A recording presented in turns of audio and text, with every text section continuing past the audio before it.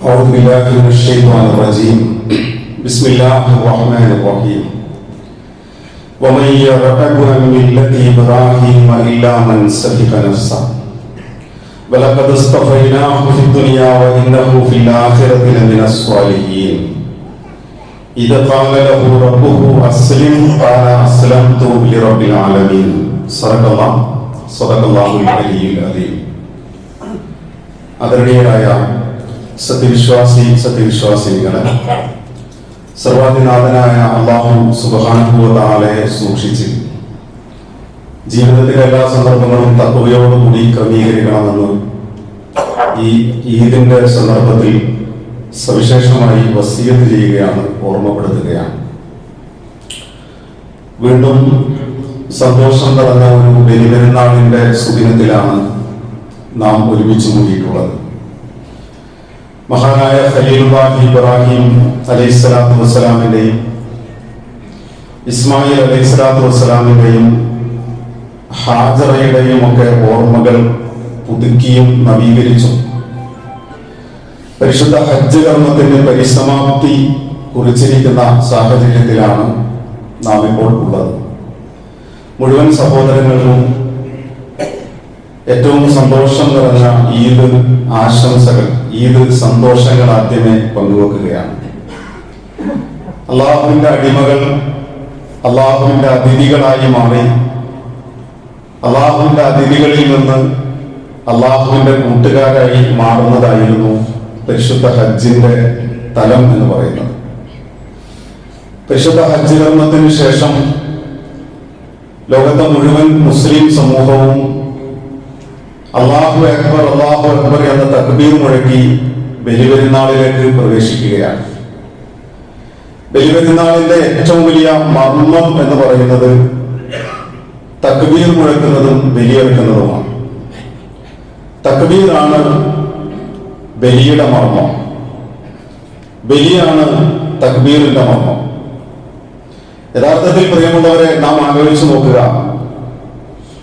ആകാശത്തുള്ളവന്റെ അല്ലാഹു സുബ്ഹാനഹു വ തആലയെ അംഗീകരിച്ചു കൊടുക്കുന്ന അല്ലാഹു അക്ബർ എന്ന തക്ബീർ മുഴക്കിക്കൊണ്ടാണ് സത്യവിശ്വാസിയുടെ ഓരോ ദിവസവും ആരംഭിക്കുന്നത്. അത് ബലിപെരുന്നാളിന്റെ ദിവസം മാത്രമല്ല. അല്ലാഹു അക്ബർ എന്ന് പലപ്പോഴും നാം മനസ്സിലാക്കിയിട്ടുള്ളത് പോലെ 300-ലധികം തവണ ഒരു ദിവസം ശരാശരി ഓരോ മുസ്ലിമും ആവർത്തിച്ചുകൊണ്ടിരിക്കുന്ന ഒരു പദപ്രയോഗമാണ്. അള്ളാഹുവാണ് ഏറ്റവും വലിയവൻ, അള്ളാഹു അല്ലാത്തതെല്ലാം ചെറുതാണ്. എന്റെ ജീവിതത്തെ വജ്ഹതു വജ്ഹിയ ലില്ലദീ ഫതറസ് സമാവാതി വൽ അർദ് ഇന്ന സ്വലാത്തി വ നുസുകി വ മഹ്യായ വ മമാതി ലില്ലാഹി റബ്ബിൽ ആലമീൻ എന്നിങ്ങനെ ഓരോ ദിവസവും ഞാൻ ആവർത്തിച്ച് പറഞ്ഞുകൊണ്ടിരിക്കുന്ന ഒന്നിലേക്ക് ഘടിപ്പിക്കുന്നതാണ് എന്റെ അല്ലാഹു അക്ബർ. ഇബ്രാഹിം അലൈഹിസ്സലാത്തു വസ്സലാം നടത്തിയ വർത്തമാനമാണ്. അതേ ഇബ്രാഹിം അലൈഹിസ്സലാത്തു വസ്സലാമിന്റെ ഓർമ്മകളിലാണ് ഞാനും നിങ്ങൾ ബലിപെരുന്നാൾ ആഘോഷിച്ചു കൊണ്ടിരിക്കുന്നത്. അപ്പൊ നമ്മുടെ തക്ബീർ ആരംഭിക്കേണ്ടത് എവിടെ നിന്നാണ് എന്ന് ചോദിച്ചാൽ, നമ്മുടെ നാവുകളിൽ നിന്ന് ആരംഭിക്കുന്ന തക്ബീർ നമ്മുടെ കാതുകളിലൂടെ, നമ്മുടെ ഹൃദയങ്ങളിലൂടെ, നമ്മുടെ ശരീരത്തിന്റെ അവയവങ്ങളിലേക്ക് അത് വ്യാപിക്കേണ്ടതുണ്ട്. അവിടെയാണ് ഇന്ന സ്വലാത്തി വ നുസുകി വ മഹ്യായ വ മമാതി ലില്ലാഹി റബ്ബിൽ ആലമീൻ, എന്റെ ജീവിതമുണ്ടല്ലോ, എന്റെ ആരാധനാ കർമ്മങ്ങളുണ്ടല്ലോ, എന്റെ ത്യാഗ പരിശ്രമങ്ങളുണ്ടല്ലോ, എന്റെ ജീവിതവും എന്റെ മരണവും അടങ്ങുന്ന സകലമായ പ്രക്രിയകളെയും ഏതൊരു ശക്തിയുടെ മുമ്പിലാണോ എനിക്ക് സമർപ്പിക്കാനുള്ളത്, ആ സമർപ്പണത്തിന്റെ ഒന്നാമത്തെ വിജയപ്രഖ്യാപനമാണ് അല്ലാഹു അക്ബർ എന്ന് പറയുന്നത്. ഏത് അല്ലാഹുവിനെ കുറിച്ച്? ലാ ഇലാഹ ഇല്ലല്ലാഹു അല്ലാഹു അക്ബർ, അല്ലാഹു അക്ബർ വലില്ലാഹിൽ ഹംദ്. ലാ ഇലാഹ ഇല്ലല്ലാഹ് എന്നതാണ് അതിന്റെ ഏറ്റവും കേന്ദ്ര പ്രമേയം എന്നത്. ലാ ഇലാഹ ഇല്ലല്ലാഹ്, അല്ലാഹു അല്ലാത്ത മറ്റൊരു ഇലാഹില്ല എന്ന് മഹാനായ ഖലീലുല്ലാഹി ഇബ്രാഹിം അലൈഹിസ്സലാത്തു വസ്സലാം ഉൾപ്പെടെ അഷ്റഫുൽ ഖൽഖ് അംബിയ മുഹമ്മദ് മുസ്തഫ സല്ലല്ലാഹു അലൈഹി വസല്ലം ഉൾപ്പെടെയുള്ള മുഴുവൻ പ്രവാചകന്മാരുടെയും അധ്യാപനമാണ്.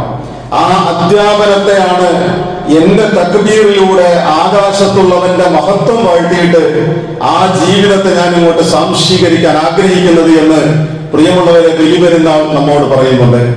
ബലിയെ കുറിച്ച് നമ്മൾ ആലോചിച്ച് നോക്കുക.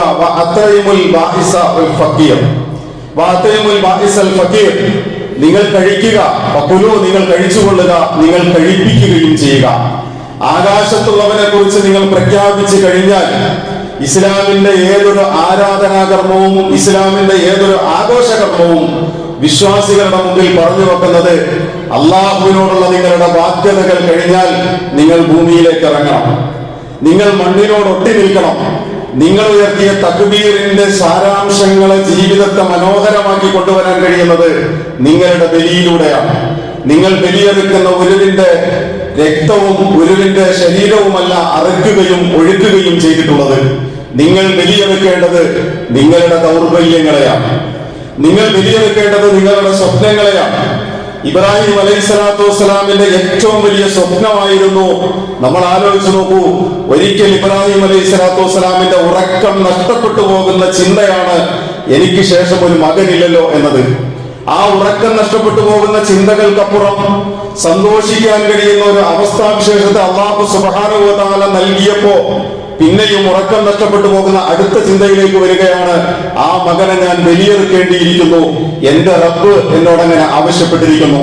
പാതിരാത്രി കണ്ണു തുറന്നു നോക്കുന്ന ഇബ്രാഹിം അലൈഹിസ്സലാത്തു വസ്സലാം സ്വപ്നം കണ്ടതിന് ശേഷം ഞെട്ടിയുണർന്നു നോക്കുമ്പോ മനസ്സ് വല്ലാതെ ആവലാതിപ്പെടുന്നുണ്ട്, മനസ്സ് വല്ലാതെ വേവലാതിപ്പെടുന്നുണ്ട്.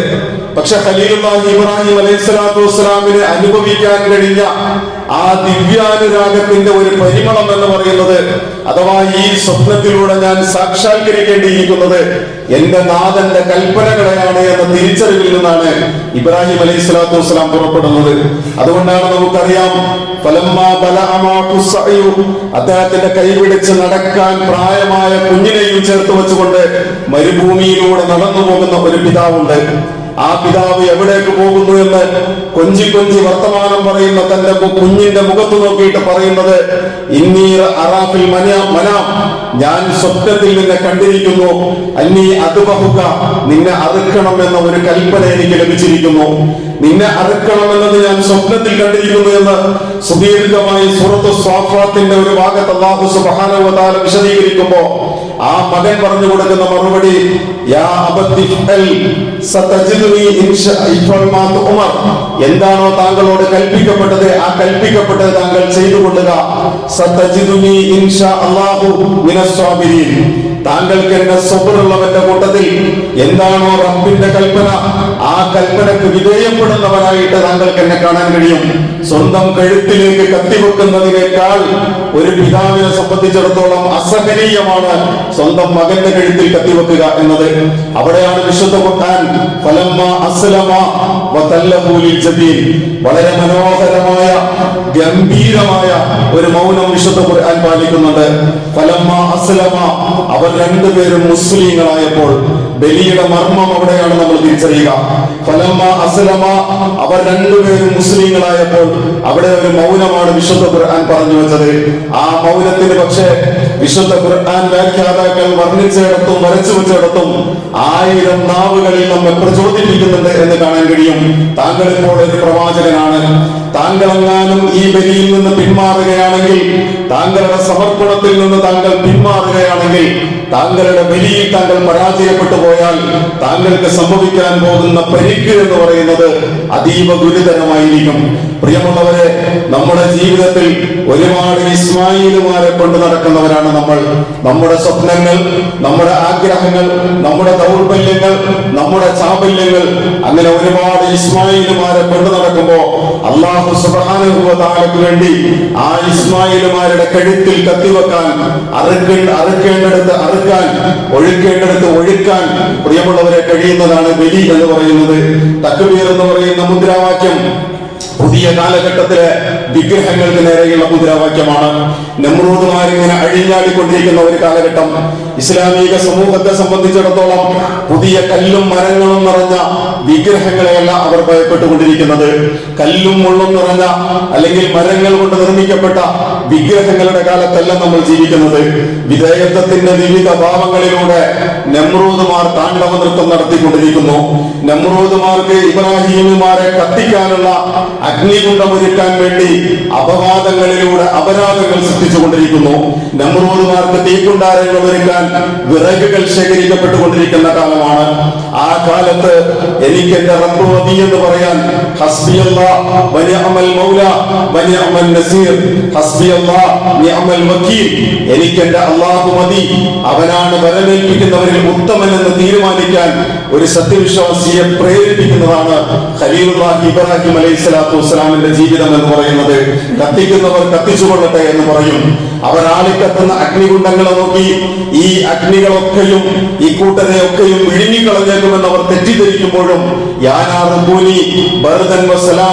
ഇബ്രാഹിം ചരിത്രത്തിൽ ആദ്യമായി തീയിന്റെ വിപരീതമായ പ്രക്രിയ ചെയ്യാൻ, തീ കരിക്കാനുള്ളതാണ്, കത്തിക്കാനുള്ളതാണ്. പക്ഷേ തീയിനോട് നീ കരിക്കേണ്ടതില്ല, തണുപ്പും ശാന്തിയുമായി മാറണമെന്ന് പറയാൻ ആകാശത്തുള്ളവനുണ്ട് എന്ന ഉറച്ച ബോധ്യത്തിന്റെ പേരാണ് ഇബ്രാഹിം അലൈഹി സ്വലാത്തു വസ്സലാമിന്റെ തവക്കുൽ എന്നത്. അഥവാ എന്റെ നേരെ വരുന്ന പ്രതിസന്ധികൾക്ക് മുമ്പിൽ, ഞാൻ അഭിമുഖീകരിക്കുന്ന പ്രതിസന്ധികളുടെയും വൈതരണികളുടെയും മുമ്പിൽ പ്രശ്നങ്ങളെ നിങ്ങൾ കടന്നു വന്നോളൂ, പക്ഷേ എന്നെ സംരക്ഷിക്കാൻ കഴിയുന്ന ഒരു നാഥനുണ്ട് എന്ന, എന്നെ കാത്തുവെക്കാൻ കഴിയുന്ന, എന്നെ സംരക്ഷിക്കാൻ കഴിയുന്ന റബ്ബിന്റെ ഇടപെടലുണ്ട് എന്ന തീർച്ചപ്പെടൽ കൂടിയാണ് യഥാർത്ഥത്തിൽ ബലിപെരുന്നാൾ നമ്മോട് പറഞ്ഞുകൊണ്ടിരിക്കുന്നത്. പ്രിയമുള്ളവരെ, വിശുദ്ധ ഖുർആൻ മുന്നോട്ട് വെക്കുന്ന ഇബ്രാഹിം അലൈഹി സ്വലാത്തു വസ്സലാമിന്റെ, ഇസ്മായിൽ അലൈഹി സ്വലാത്തു വസ്സലാമിന്റെ ചരിത്രം നമ്മെ പിന്നെയും പിന്നെയും ഓർമ്മിപ്പിക്കണം. അഥവാ അള്ളാഹുവിന്റെ മാർഗത്തിൽ എഴുന്നേറ്റ് നിൽക്കാൻ കഴിയുന്ന ഒരു ടീമായിട്ട് നമുക്ക് നിൽക്കാൻ കഴിയുന്നുണ്ടോ? ഈ ഉമ്മത്ത് മുസ്ലിമയുടെ ഐക്യബോധം എവിടെയാണോ നഷ്ടപ്പെട്ടു പോയത്, ഈ ഉമ്മത്ത് മുസ്ലിമയിൽ നിന്ന് നിങ്ങളുടെ മില്ലത്ത് എന്ന് പറയുന്ന ഇബ്രാഹിമി മില്ലത്ത്, നിങ്ങൾ ഉമ്മത്ത് മുഹമ്മദ് ആയിക്കൊള്ളട്ടെ, പക്ഷേ നിങ്ങളുടെ മില്ലത്ത് ഇബ്രാഹിമിന്റേതാണ് എന്ന് പഠിപ്പിച്ച ആ മില്ലത്ത് ചോർന്നു പോയിട്ടുണ്ടെങ്കിൽ പ്രിയമുള്ളവരെ, നിങ്ങൾ പരാജിതരായി പോകും. നിങ്ങൾ ഏറ്റെടുക്കേണ്ടത് 4000 വർഷങ്ങൾക്കപ്പുറത്ത് നിന്ന് കടലും കരയും മരുഭൂമിയും എല്ലാം ഏറ്റെടുത്ത ഖലീലുല്ലാഹി ഇബ്രാഹിം അലൈഹി സ്വലാത്തു വസ്സലാമിന്റെ ഒരു സഞ്ചാരമുണ്ട്. അള്ളാഹുവിനെ തേടിയുള്ള ഒരു യാത്രയുണ്ട്. മുഹാജിറൻ ഇലല്ലാഹ് എന്ന് അള്ളാഹുവിലേക്ക് സഞ്ചരിക്കുന്ന ഒരു യാത്രയുണ്ട്. ആ യാത്രയെ നാം ഏറ്റെടുക്കേണ്ടതുണ്ട്. എവിടെ നിന്ന് ഏറ്റെടുക്കണമെന്ന് ചോദിച്ചാൽ നമ്മുടെ കുടുംബങ്ങളിൽ നിന്ന് ഏറ്റെടുക്കേണ്ടിയിരിക്കുന്നു. ഞാൻ ആദ്യമേ ഓതിവെച്ച സൂക്തം, ഇബ്രാഹിമിന്റെ മില്ലത്തിനെ മാറ്റിവെച്ചവൻ സ്വന്തത്തോട് തന്നെ അക്രമം ചെയ്തു പോയ, അല്ലെങ്കിൽ സഫീഹ നഫ്സ, സ്വന്തത്തോട് തന്നെ വിഡ്ഢിത്തം പ്രവർത്തിച്ചു പോയവനാണ് അവൻ. ഈ ഇബ്രാഹിം ആര് എന്നവനറിയാം, ഇബ്രാഹിമിന്റെ പ്രവർത്തനങ്ങളെ അവനറിയാം. ഇബ്രാഹിം ഊതിക്കാച്ചിയെടുത്ത ഈമാനിലൂടെ നേടിയെടുത്ത വിജയത്തിന്റെ തക്ബീറിന്റെ ധ്വനി എന്ത് എന്ന് അവനറിയാം, അതിന്റെ സാരാംശങ്ങൾ എന്ത് എന്നറിയാം. അതേ ഇബ്രാഹിം ജീവിതത്തിൽ ഒരിക്കൽ നടത്തിയ വജ്ഹത്തു വജ്ഹിയ എന്ന പ്രഖ്യാപനം ഓരോ ദിവസവും 5 നേരം നടത്തുന്നവനാണ് ഞാൻ എന്നവനറിയാം. പക്ഷേ ആ ഇബ്രാഹിമിന്റെ ജീവിതത്തിന്റെ ഈമാൻ നഷ്ടപ്പെട്ടു പോകുന്നുണ്ടെങ്കിൽ, അല്ലാമ ഇഖ്ബാൽ പറഞ്ഞതുപോലെ